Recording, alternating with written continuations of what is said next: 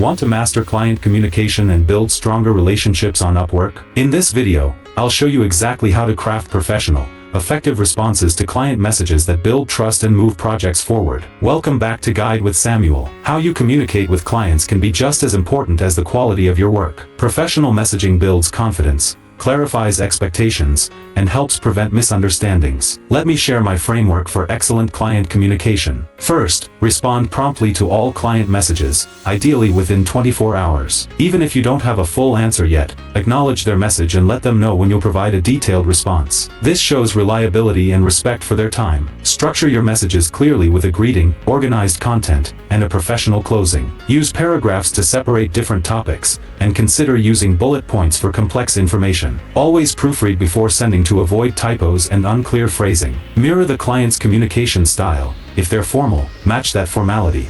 If they're more casual, you can adapt while maintaining professionalism. Pay attention to their preferred level of detail and frequency of updates. Always include a clear next step or call to action in your messages. Whether it's asking for clarification, confirming a deadline, or scheduling a check-in, make sure both parties know what happens next.